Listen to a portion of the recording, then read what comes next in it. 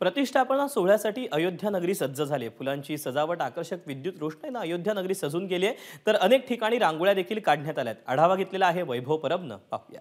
प्रभू रामचंद्राच्या प्राणप्रतिष्ठापनेला आपली काहीतरी कला सादर झाली पाहिजे ही भावना अनेक कलाकारांची असते। त्यातलेच काही हे कलाकार आहेत जे स्वतः या प्रभू रामचंद्राच्या सोहळ्याच्या निमित्तानं रांगोळीची सेवा इकडे करताना पाहायला मिळत आहेत।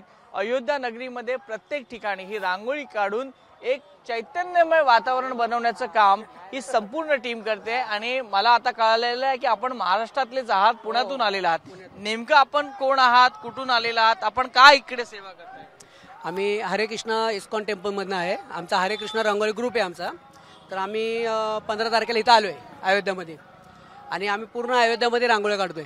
अच्छा, हो। आतापर्यंत किती रांगोळ्या तुम्ही अयोध्या नगरीत काढल्या? आतापर्यंत मागील 5 ते 6 दिवसात कमीत कमी 50च्या वर आम्ही रांगोळ्या काढलेल्या आहेत। जसं की मेन स्पॉट जनक भवन झालेलं आहे, कनक महल झालेलं आहे, तर प्रत्येक ठिकाणी आम्ही रांगोळ्या काढतोय। किती लोकांची टीम आहे तुमची? टोटल 11 लोक आलोय आम्ही। 11 लोक। येस। आणि आता अजून पुढे किती रांगोळ्या काढणार आहात तुम्ही?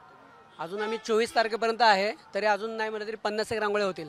रांगोळी तुम्ही आणली किती किलो? नाही, आम्ही कमीत कमी रांगोळी नाही तरी म्हणलं ते 25-30 किलोच्या वरच रांगोळी आणलेली आहे। आणि जी काही लागते आम्हाला इथं मदत जास्त 350-400 किलो रांगोळी आणलेली आहे। कलर आणि रांगोळी जवळ 350-400 किलो आहे टोटल।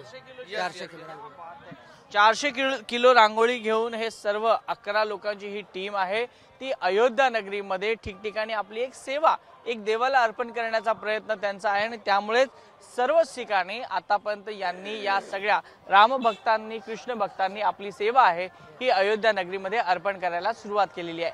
कॅमेरा पर्सन रुपेश शेलारसह वैभव परब, एबीपी माझा, अयोध्या।